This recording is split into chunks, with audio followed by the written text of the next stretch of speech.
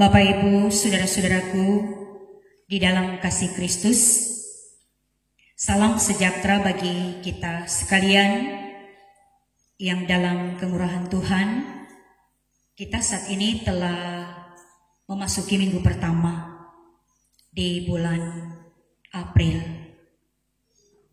Kita telah berada di hari ke-7 tanggal 7, minggu pertama. Dan sebagai gereja Tuhan, kita dibimbing dalam memahami kitab Injil Lukas pasal 24 ayat 36 sampai 49. Suasana kebangkitan Kristus itu masih terasa, dan bukan hanya dalam suasana kita karena tahun gereja, tetapi karena kuasa kebangkitan Kristus yang adalah dasar iman kita sebagai orang percaya. Karena setiap kita sangat memahami kalau Kristus tidak dibangkitkan, maka sia-sialah kepercayaan kamu. Sebagaimana ungkapan daripada Rasul Paulus. Mana mungkin orang boleh baku dapa di saat ini. Tema kita di minggu yang berjalan ini, tema bulanan, Roh Kudus baharuilah dan persatukanlah kami. Dan tema mingguan, Yesus makan membuktikan ia bangkit. Ya, masih segar dalam ingatan kita tentang Yesus bangkit pada hari ketiga Paskah, yang mana berita sukacita besar bagi kita. Karena kalau dalam perjanjian lama umat Israel dibebaskan dari perbudakan, tapi kalau dalam perjanjian baru umat Tuhan tidak lagi diperhamba oleh kuasa dosa. Nah, saudara-saudaraku yang kekasih dalam Tuhan, setelah kebangkitan Yesus Kristus, dia datang menampakkan diri kepada murid-muridnya. Kita bisa bayangkan, saudara-saudaraku, bagaimana perasaan ketika secara tiba-tiba ada orang yang muncul, yang pasti akan terkejut, bahkan juga ada rasa takut. Nah, inilah terekspresi dalam kehidupan para murid Yesus. Yesus datang menyapa, damai sejahtera bagi kamu. Tapi reaksi para murid apa? Mereka berpikir dia hantu. Memang manusiawi. Yesus datang dengan mengatakan,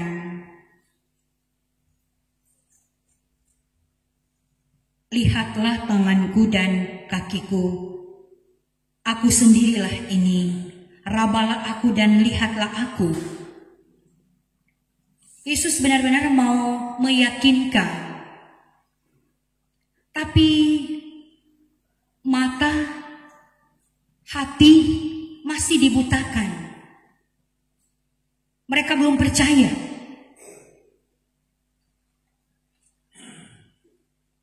Dan di saat Yesus mengatakan, adakah makanan di sini? Memang memunculkan ada rasa girang, adanya perjumpaan yang indah yang datang menyapa. Setelah itu Yesus mengatakan bahwa kamu adalah saksi dari semuanya ini. Saudara-saudaraku yang kekasih di dalam Tuhan, dari bagian pembacaan Alkitab ini, yang mana menghentar kita memahami lebih dalam, Yesus datang menyapa para muridnya,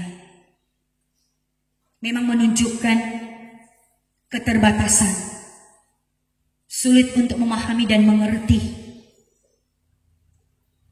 Tetapi ketika memang mata mereka dicelikkan bahwa telah digenapi, baru mereka ingat dan percaya bahwa yang ada di hadapan mereka yaitu Yesus yang mati tapi bangkit. Mengubah cara pandang dari tidak percaya, dari tidak mungkin menjadi mungkin, sehingga akhirnya memberi kesempatan para murid dalam menyaksikan tentang Yesus yang bangkit. Saudara-saudaraku yang kekasih di dalam Tuhan, bagaimana kita sebagai gereja yang ada saat ini, kita sedang merayakan Paskah yang adalah hari kemenangan. Kuasa maut telah dikalahkan. Tetapi sadarkah kita, karena masih ada orang percaya yang sampai saat ini masih meragukan apakah benar Yesus bangkit.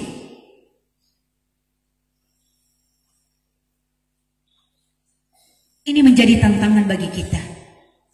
Ini menjadi pergumulan. Kita yang sudah mengaku percaya, tetapi masih ada cara-cara yang menampakkan keraguan, ketidakpercayaan tentang kuasa kebangkitan Kristus. Ada banyak hal yang diperhadapkan kepada setiap kita sebagai gereja yang ada saat ini. Perubahan-perubahan yang ada itu memang sangat mempengaruhi kemajuan IPTEK, tapi juga pengajaran-pengajaran yang memang sangat mempengaruhi kehidupan keberimanan kita sebagai gereja. Karena masih ada praktek-praktek atau tradisi-tradisi yang dinampakkan oleh orang percaya. Ini orang percaya, orang Kristen, ketika ada peristiwa kematian, masih lagi ada pemahaman, ada gentayangan. Dia datang menampakkan diri. Saudara-saudaraku, tradisi-tradisi yang lama telah diubah. Kita telah menjadi percaya. Jadi ketika orang telah mati, semua sudah habis. Tidak lagi bisa berbuat apa-apa, tinggal menunggu saatnya Yesus datang. Ada penghakiman, orang-orang mati akan dibangkitkan karena akan melalui proses penghakiman. Ada banyak pengajaran-pengajaran yang memang mudah menggoyahkan iman kita. Makanya dibutuhkan agar supaya pemahaman kebangkitan Yesus Kristus ini lebih lagi ditingkatkan, lebih lagi diperdalam. Di antaranya, persekutuan berjemaat itu memang sangat penting. Dan itu punya pengaruh yang besar dalam pertumbuhan iman setiap kita. Makanya sebagai gereja Masih di Minahasa, program-program pelayanan itu tertuju. Dari dulu sampai sekarang selalu disuarakan. Keluarga yang setia berdoa, keluarga yang setia membaca firman, keluarga yang setia untuk bekerja. Sepanjang minggu ini semua sudah terisi dengan peribadatan-peribadatan. Untuk apa?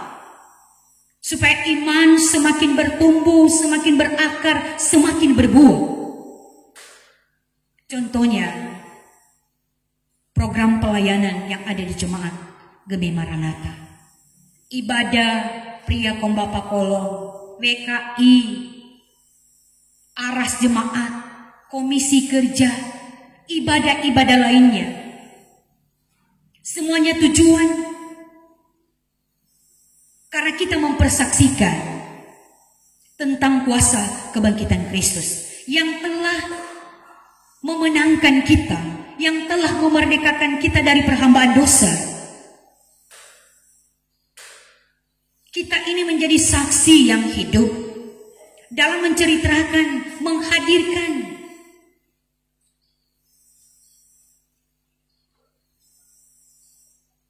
makanya sebagai gereja dibutuhkan kesiapan kita, ketangguhan kita untuk bisa berdiri kokoh dengan tantangan yang ada,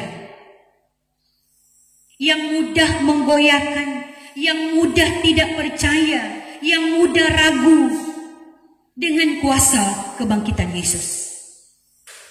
Kita memang harus akui, ada banyak orang yang mengaku percaya, tetapi tindakan tidak menunjukkan orang percaya. Karena masih meragukan kuasa kebangkitan Kristus, masih menghadirkan kekuatan-kekuatan lain, bahkan masih memakai cara atau tradisi-tradisi yang sebenarnya itu tidak berkenan kepada Tuhan.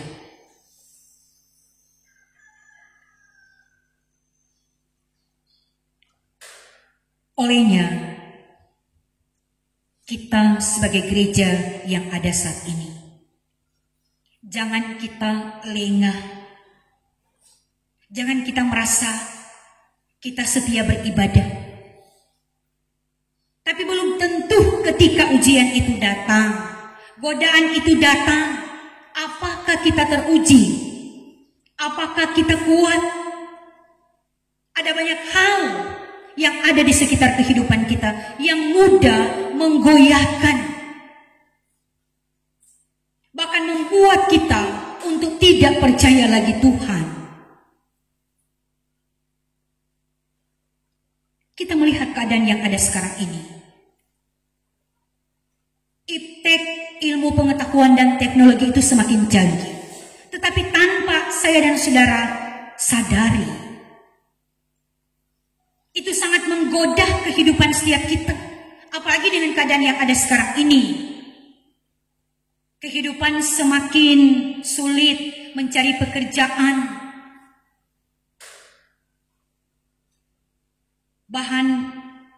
Semua bahan semakin naik, mencari lapangan kerja semakin sulit, kerusakan lingkungan,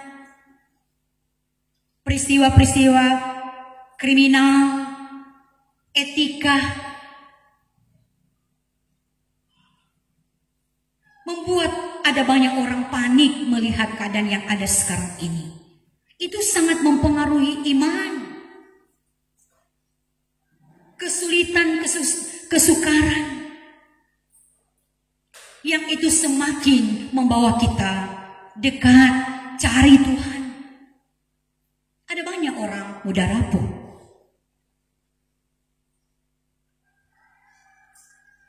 Ingin bukti yang nyata.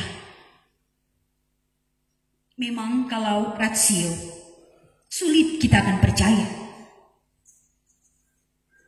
Apalagi dengan kepandaian manusia yang ada sekarang ini. Tapi kalau kita beriman, kita akan dituntun oleh Roh Kudus yang memberikan kita pengertian kebijaksanaan.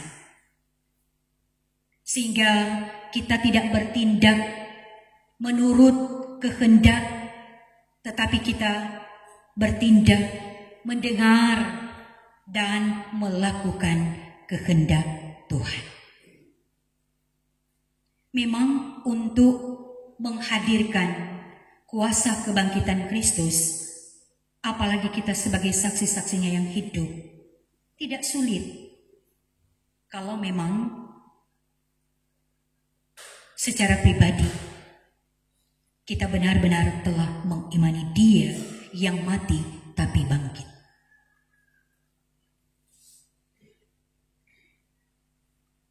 Kiranya semangat keimanan kita semakin tangguh, saudaraku. Karena sekali lagi tantangan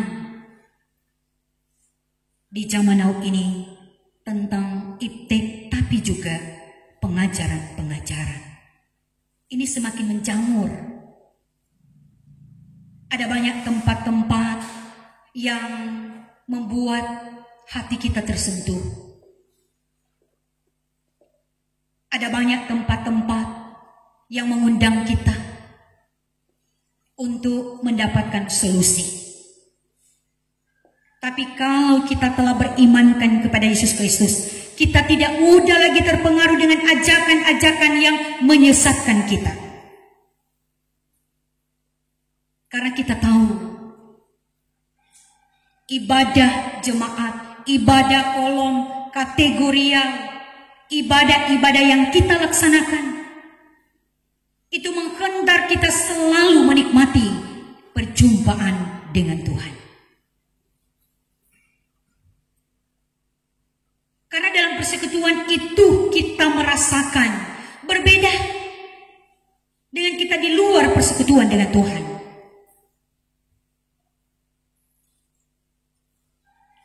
Kita harus meresapi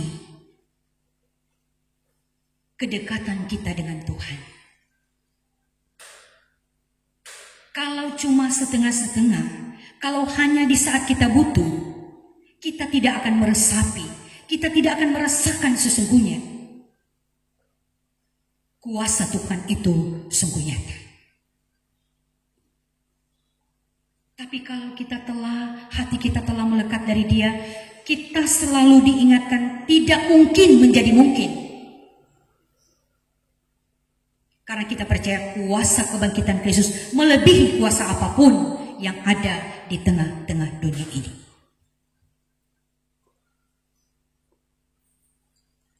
Sekali lagi saudaraku, kalau kita memandang keadaan yang ada, memang sangat melelahkan. Bahkan seolah-olah bertanya, apakah masih ada masa depan untuk kita?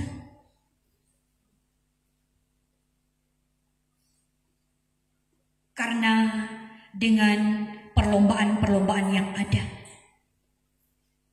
kalau memang kita tidak siap, kita memang akan kalah.